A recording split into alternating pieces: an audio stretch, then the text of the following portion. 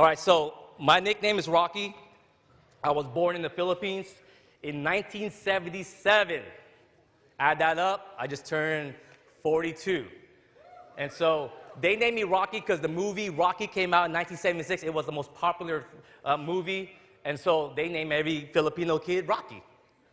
And by the age of 4, I learned how to box. I actually learned how to box.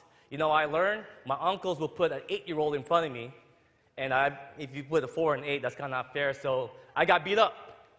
That's the last time I got beat up because I had to learn how to box. And then my dad worked for Philippine Airlines, so he took all 6 kids to America. That's how I got here, right? I didn't go by boat. I went by airplane, by airplane.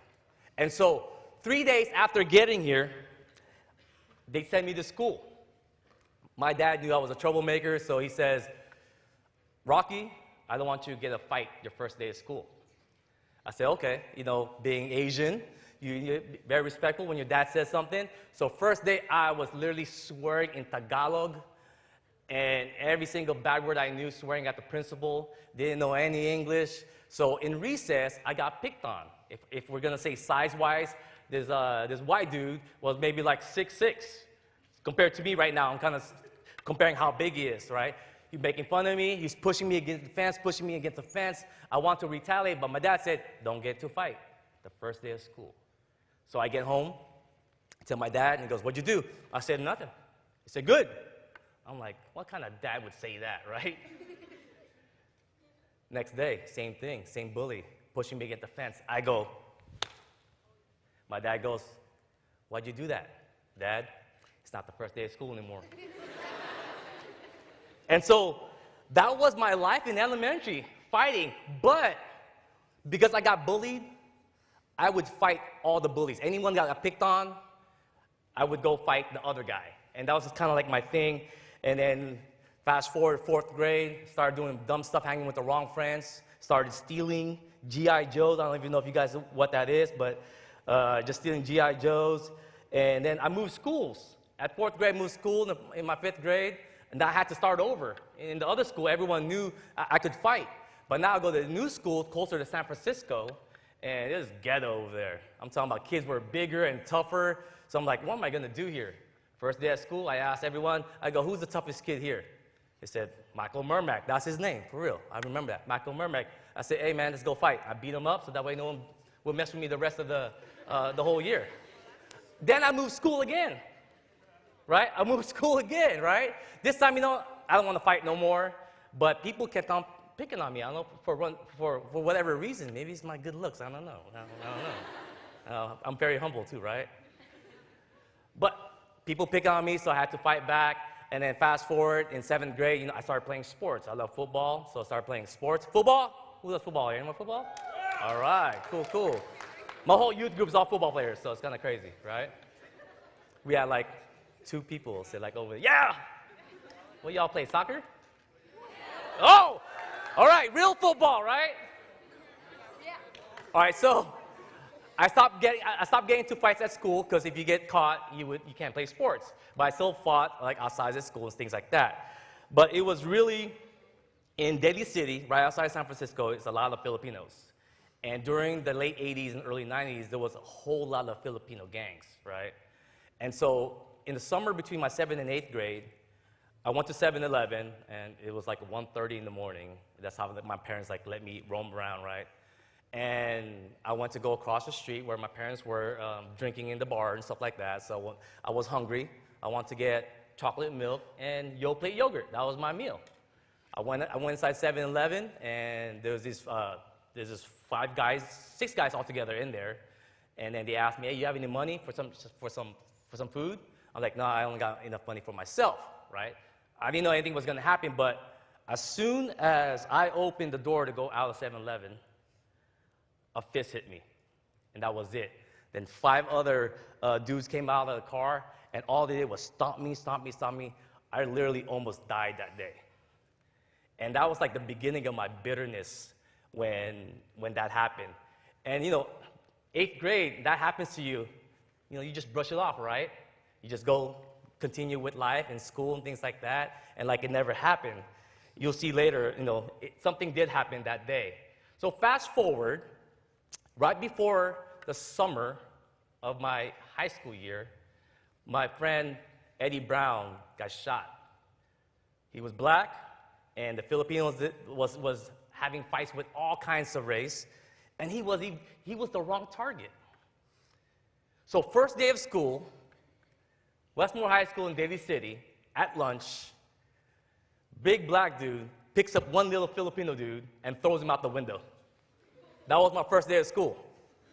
Now, all my friends became gang members, except for me. I didn't want to get beat up for someone else's fault. And so, but I had to do something. Because if I don't join a gang, I'm going to get beat up by all kinds of people.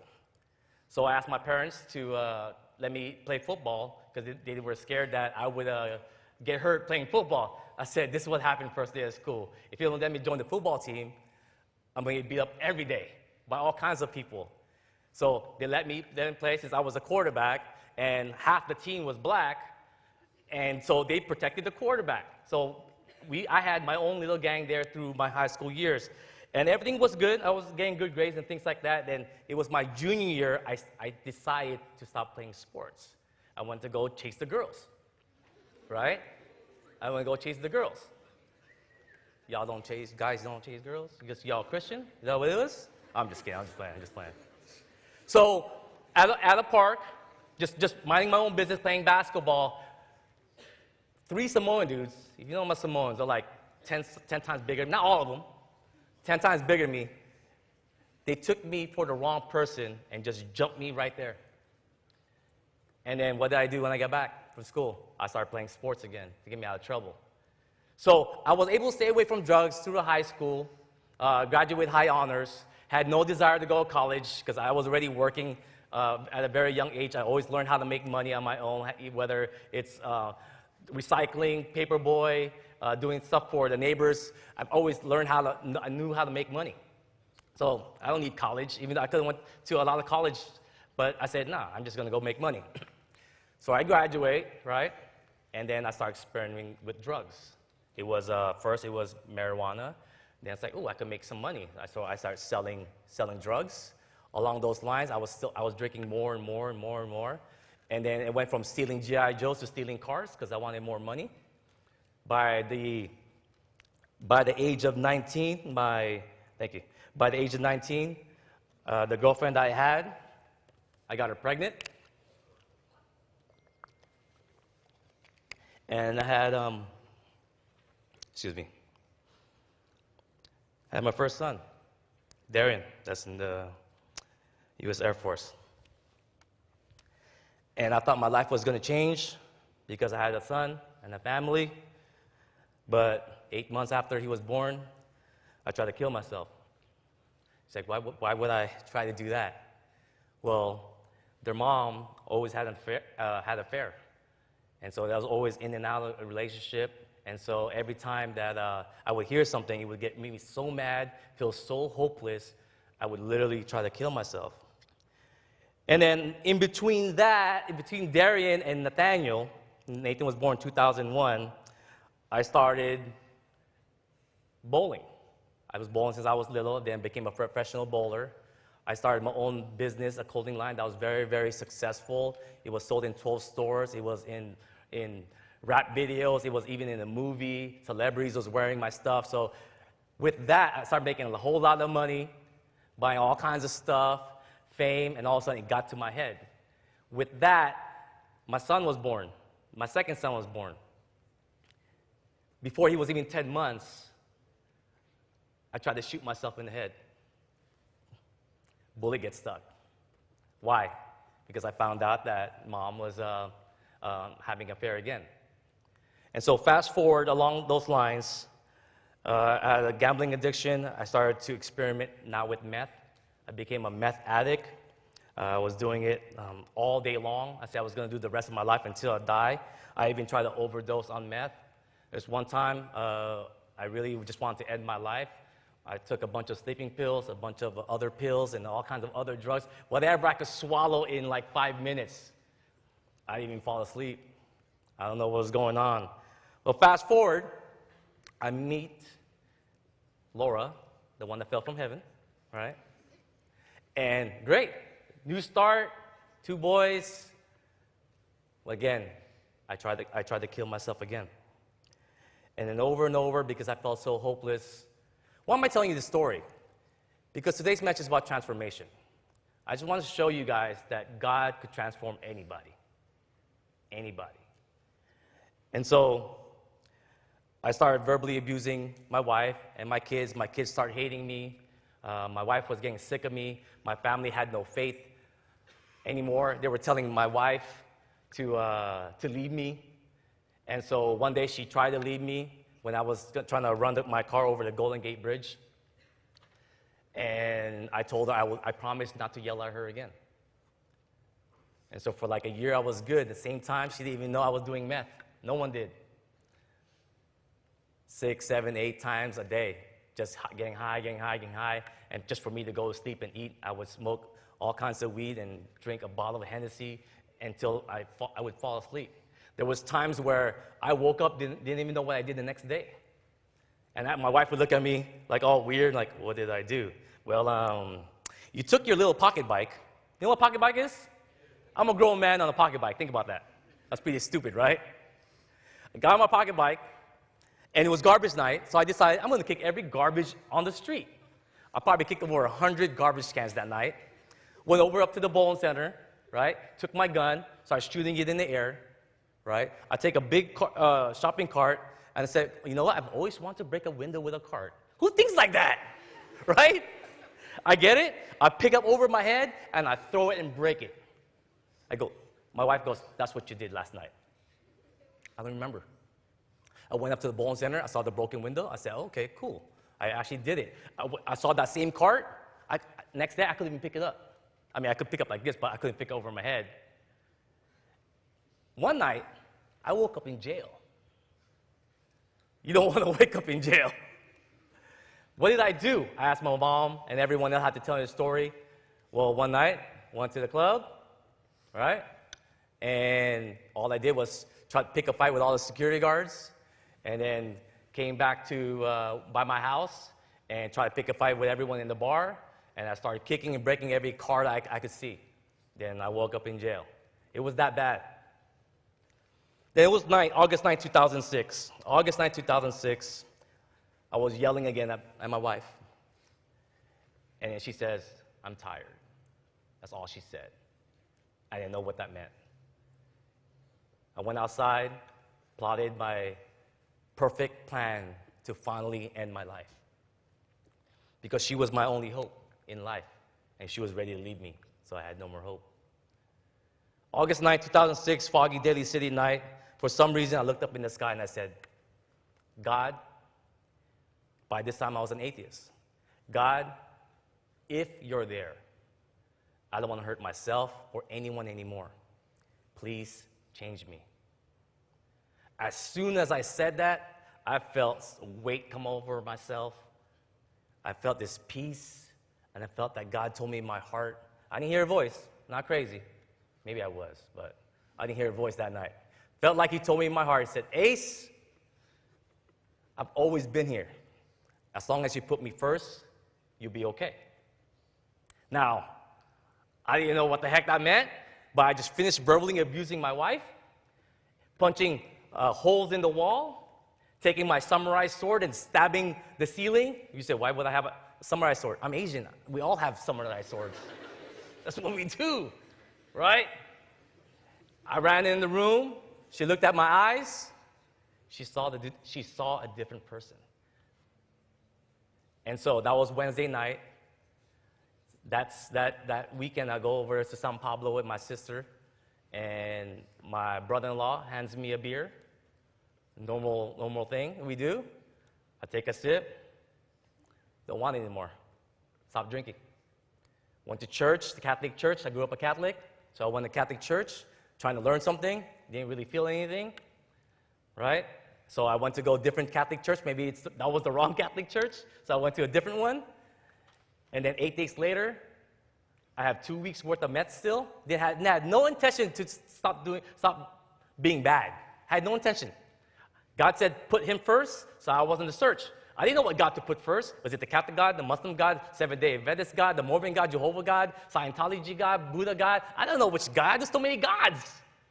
So every book that said God in it, I read and studied. So back in that 8 days after I prayed that prayer, 2 weeks worth of meth could have killed me. I didn't even get high. So 8 days later, I started smoking, drinking, range of anger, swearing, all this stuff just went away. I said, God must be real. Got to go find him. Went in my search. 6 months later, I read a book, said, go find a Bible teaching church. I walked in Church of the Highlands in San Bruno. Pastor hands me a Bible, because what am I going to do with that? Read the Gospel of John. I read the Gospel of John. I said, hey, Pastor, I'm done with the Gospel of John. What next? Sarcastic like that. Because read it again. Read it again, went to chapter 8. For some reason, this time I understood it. When Jesus said, the truth will set you free. That right there and then is when I realized the God that I've been looking for was Jesus Christ. The person who lived a perfect life, who died and rose again. So from then on, I just put him first. And I had an attitude, you know what? How did I become a good bowler? How did I become good so fast in all these other things that I was good at? Well, I hung around with the best bowlers. I hung around with better people.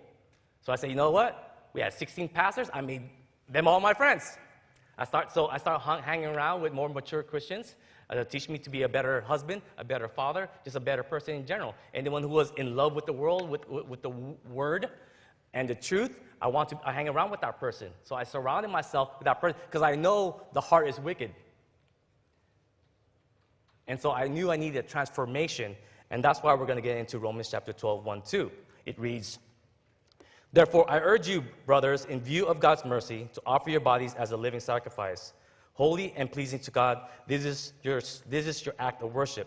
Do not conform any longer to the pattern of this world, but be transformed by the renewing of your mind. Then you'll be able to test, approve what God's will is, his good, pleasing, and perfect will. So what does transformation mean? Here is metamorphosis. It means a change of form or nature of a person into a completely different one by supernatural means. So 12:1, here it says, therefore. So you remember, when you read the Bible, important lesson here, in Romans, there's 16 chapters. When they got the letter, they would read it all at once. There was no chapter break, no verse break. They would read it all in context. So when the word says therefore in verse 1 means everything that he just wrote 11 chapters ago. So in short, the 11 chapters summed up in one word is mercy.